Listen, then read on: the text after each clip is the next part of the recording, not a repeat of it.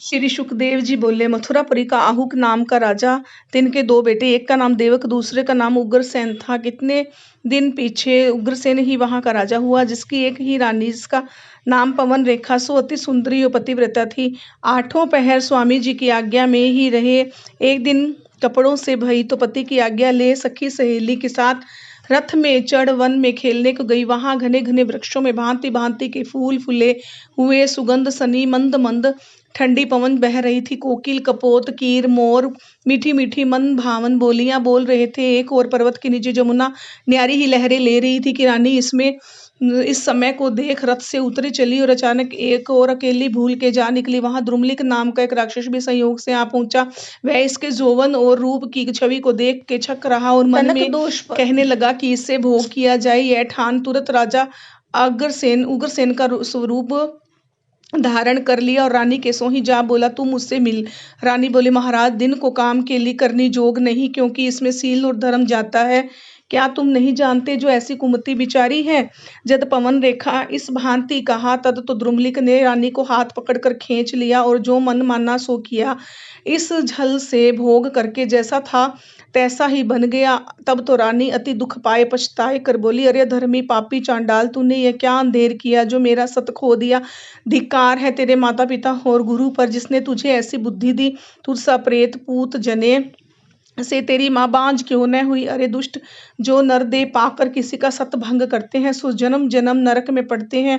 द्रुमलिक बोला, रानी तू श्राप मत दे मुझे, मैंने अपने धर्म का फल दिया है तुझे। तेरी कोख बंद देख, मेरे मन में बड़ी चिंता थी, सोई आज से हुई गर्भ की आस। लड़का होगा 10वें मास और मेरी देह के स्वभाव से तेरा पुत्र 9 खंड पृथ्वी को जीत करेगा और कृष्ण से लड़ेगा। मेरा नाम प्रथम काल नेम था, तब विष्णु से युद्ध किया था। अब जन्म ले आया तो द्रुमलिक नाम कहाया, तुझको पुत्र दे चला। तू अपने मन में किसी बात की चिंता मत कर। इतनी बात कह काल नेम चला गया और रानी को कुछ सोच समझ धीरज भया। जैसी होत व्यथा तैसी उपजे बुद्धि, होनहार हृदय बसे विसर जाए सब सुद्धि। इतने में सब सखी सहेली आन मिली। रानी का सिंगार बिगड़ा देख एक सहेली बोल उठी, इतनी बेर तुम्हें कहाँ लगी, या क्या यह गति क्या हुई?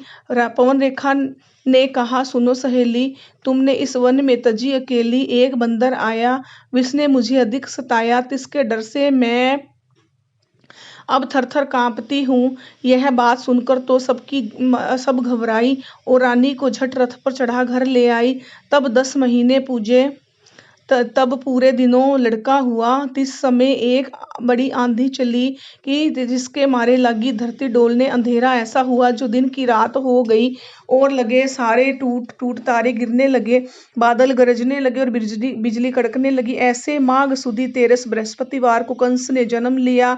तब राजा उग्रसेन ने प्रसन्न हो सारे नगर के मंगला मुखियों को बुलाए, मंगलाचार करवाए और सब ब्राह्मण पंडित ज्योतिषियों को भी अति मान सम्मान से बुला भेजा। वे आए, राजा ने बड़ी आव भक्ति से आसन दे दे बिठाया।